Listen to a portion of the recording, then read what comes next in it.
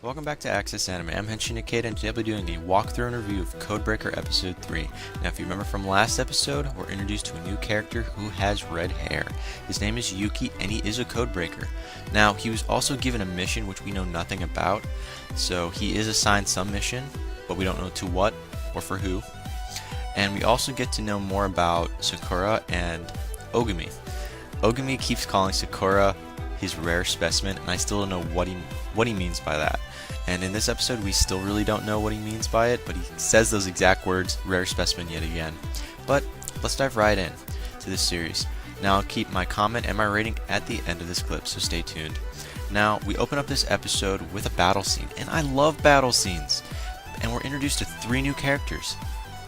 This is already a plus in my book. Got 3 more characters. We're going somewhere. Now, we already know Yuki. Apparently this was his mission, to battle these 2 guys, Hitomi and Yukina. I hope I pronounced his name right. Yukina starts with a Y. Now, we find out what Yuki's real power is as a codebreaker. It's sound. He can manipulate sound. Now, Hitomi, again, we know nothing about this guy. He can manipulate electricity. Now, Yukina, he can manipulate water. So this is kind of interesting, each one of their powers, the patterns they have. Now, this battle kind of ends in a draw because no one really gets hurt or dies, so I was kind of, a little let down there. Now, Yuki, we find out he says the words, "Are they planning a massacre?" So he has no idea what Hitomi and Yukina are really up to. He's just assuming that these guys are planning some kind of massacre, and that's what we're left with. Now in the next scene, we actually see Sakura at her house trying to figure out Ogumi all over again. She's having all these flashbacks, trying to peg down this guy that's going after evildoers. Now, before she has a chance to really think things out more thoroughly, who's outside? Ogumi. He's waiting for her. I swear, this guy stalks her throughout the whole episode, so it's hilarious. And he says, well, I'm not going to be here every day, or this is what I assume he's trying to say. He's trying to watch out for Sakura so she doesn't tell anyone his secret. So it's kind of funny. So I think he is going to be at her house every day, in my opinion. In the following scene after that, we see Ayoba and Sakura at her locker, and again, Ogumi is stalking them. And all these love letters pop out of Sakura's locker, and Ayobi helps Sakura put them back in and hold them, I guess. There's also an interesting scene in the hallway where, I guess, Sakura starts talking to Ogumi and then starts talking to Ayobi. Apparently, Sakura tells Ayobi, her best friend, look, Ogumi is going to be with me every day. He's going to be walking me. We can't do our normal routine. And Ayobi takes it the wrong way. Says, oh my god, you found your love, This is, like, everyone assumes they're dating, Sakura and Ogumi, so it's hilarious. So she's so happy. She's like, so take care of her. Where is this coming from? Why would you assume that? I'm like, did you ask the guy, are you dating? No.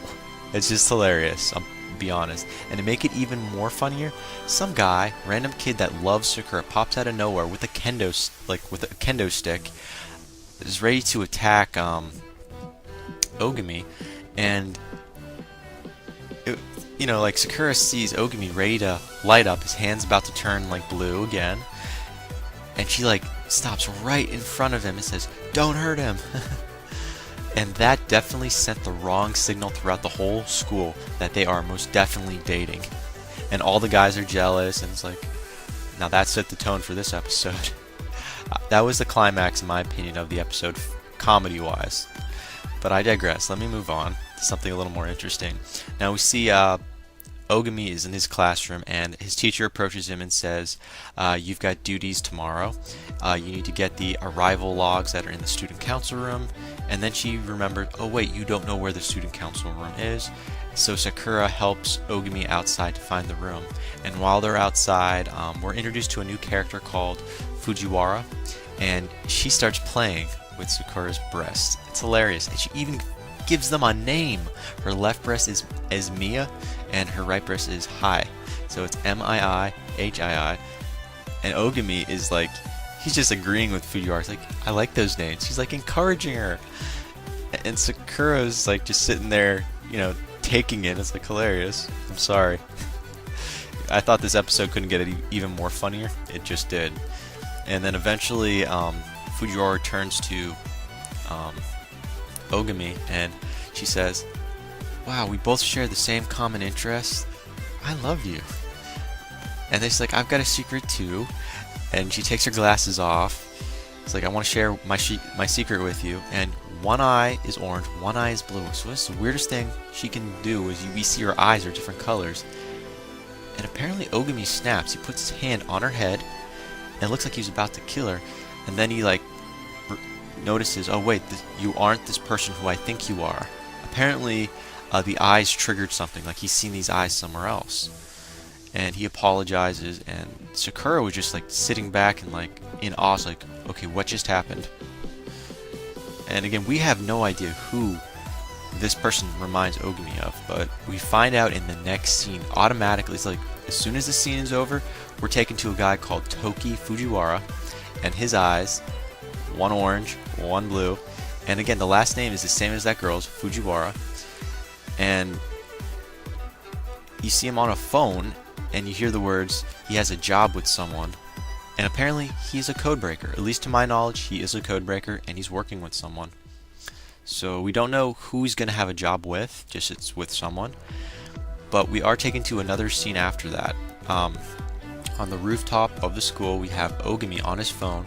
Now he's talking to his secretary, or whoever gives out the orders to him, which is that girl. Again, I'd like to at least have a name of who this person is he's talking to, but we don't have one.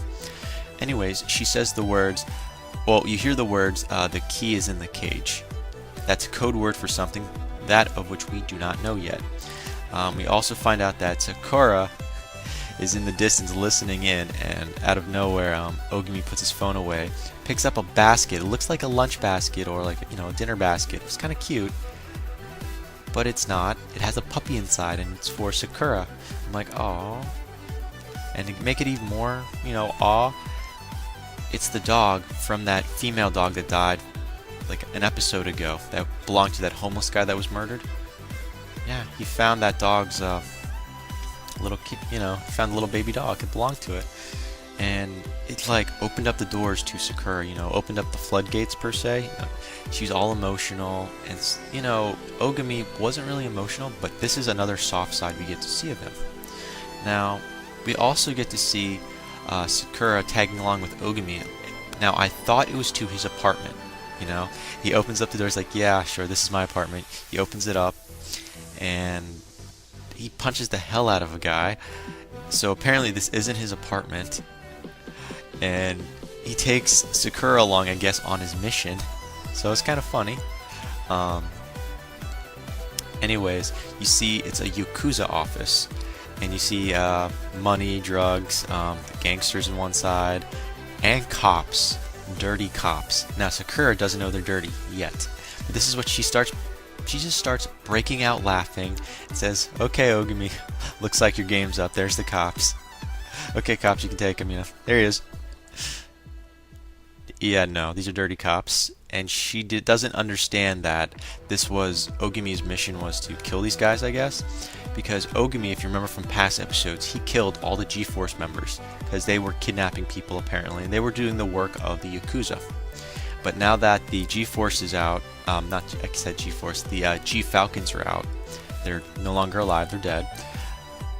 Another group has put themselves in their place, started selling drugs more, and taking, crime rate a little high to a different level.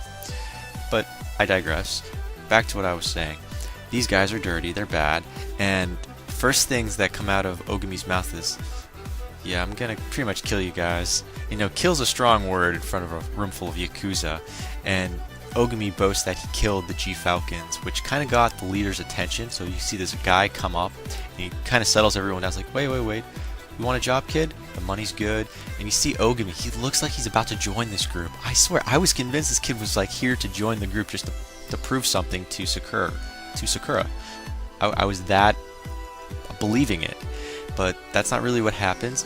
Ogami was just trying to find out how they were operating, and then he makes an example out of these guys, and Sakura's sitting back, and she can't take what's happening. It's like, wait, you guys are cops. you should be doing the right thing. And then you hear the leader of the Yakuza of this group that's in the room. Yeah, little lady, this isn't how the world works. This is not how adults are nowadays. This is how it is. Now, kid, you took out G Falcon. Now, they show this little crackhead guy that comes in, and I guess they're about to kill him because he's like, this is what happens when our drugs are no longer, we use them as a reward. But once, a person can no longer pay or whatnot, we have to up the ante, so we're going to kidnap his family. So we want you to do what G Falcon was doing. We want you to kidnap his family. And I think Ogami kind of snapped, or he did it so nonchalant, and he just like, yeah, no, not gonna happen. You're dead. You're dead. Just lit everyone on fire, and it was pretty epic in my opinion. I liked how he was doing that. Now Sakura keeps saying, "Stop! What are you doing?" And it's too late. All the Yakuza inside are dead, and it's kind of sad, really, because he opens up a room and we see it looks like that man's family was already kidnapped and they were right there behind. And you see one of the women inside that are still alive. She's like, "Kill me now." And it looked like Ogami was about to. He has his hand on her head. He's like, "You're so spoiled. If you still want to kill yourself, find me." And Sakura was like, "I can't believe this just happened." Now, again, all the Yakuza inside the building are dead. And we're taken to a car that's waiting outside, I think. Yeah, there is a car that's outside of the apartment complex, and apparently it has the chief of police inside. His name, I'm trying to remember what his name was. I don't really remember what the police chief's name was. I think it was Takata. Yeah, the police chief's name was Takata, and he's waiting in this car for those two dirty cops that are inside. And you see Ogami leaving the building, approaching the car. I thought this was a pretty cool little part. He like knocks on the window or something, and the guy's like, "Okay, so who are you?" basically. And it's like, "Are you like the police chief?" I'm like, "Great, okay, he's gonna turn himself in." Yeah, no. Yeah, I just pretty much killed everyone there. It's pretty much weird. He's like, he just openly admits all this crap. And then, now this is what I found kind of odd. Now bear with me, this is the chief police, he's a dirty cop as well. This is Takata, which we know nothing about. He says, "You're a code breaker." I was like, what? You know who he is? You know what Ogami is? He's a code breaker? How? And, you see Takata driving off, trying to run away from Ogami. And just when you see, you thought it couldn't get any better, Ogami appears on top of Takata's on his hood of his car, ready to kill him. And you see a helicopter appear out of nowhere with Toki. Yes, Toki, the one we saw with the orange and blue eyes, drops down from the helicopter and takes out the car that Takata's in. Now, I believe he was supposed to work with Ogami. That's what the mission was, to work with Ogami. But I don't know right now. It doesn't look like they're really good friends, but Ogami does know Toki, so that's kind of interesting. But let me just back the story up just a little bit more. When we're inside the Yakuza office, we hear Ogami basically, I don't know if he was on the phone when he said it or if he was saying this out loud, but he basically said like the package has been delivered, something along those lines. I believe what he was trying to do with Sakura when she tagged along was to deliver her. I'm not sure if she's going to become a code breaker or if he's delivering her to the minister, which I think is who he works for. I still don't know, so that's kind of a little scratch on the head there. But I believe when he was on the phone with his secretary, that's what the term "the key is in the cage" kind of meant. Or I could be wrong, but that's what I believe. I believe the whole objective was to bring Sakura with him in order to drop her off, or to convince her about joining Codebreakers maybe. Who knows? But that ends it for my review and walkthrough of Codebreakers Episode 3. Now, final thoughts. I want to know more about the Codebreakers. I want to know what the heck their faction is called, who's on what side. So far we know Hitomi and Yokina really aren't on they're Codebreakers, but they're not on the same side as Ogami, at least to my knowledge, or Yuki's side. And what's interesting, at the end of this episode, Takata, which was the chief of police, he calls, now this is funny, Hitomi. So Hitomi, which was fighting Yuki, was in league with the chief of police, and he was just using him, and he just leaves the chief of police to die. So that's kind of interesting. I want to know, is Hitomi the villain, or is he something else in this series? That we don't know. Also, more on Sakura's background. Why is she a rare specimen? I'm just curious. What's so special about her? Also, does Ogami have other type of abilities that go with what he has? I mean, we only see him use his hand, but can he make a sword? Can he pull like a gun? Can he, can he materialize a gun or something? I was hoping for more. That's all I'm saying. But that ends it for my final thoughts. Now, rating-wise, okay, we were introduced to new characters. We had an opening battle scene. We had Yakuza's dying. We got more characters that were introduced, and we got Fukiwara, who was introduced. Two different type of Fukiwaras. One that was a codebreaker, and one that was a girl that was obsessed with Sakura's breast. So, you know what? 4 out of 5. There you go. My rating, 4 out of 5. But that ends it for my ratings. Again, 4 out of 5. Now, I think I have one more review and walkthrough after this, so definitely stay tuned. So, before I go, comment down below, thumbs up, thumbs down, subscribe above, check me out on Twitter if you get a chance, and that ends it. Before I go, gotta say it, can't stop the access, but you can watch the feed. I'll see you later, guys.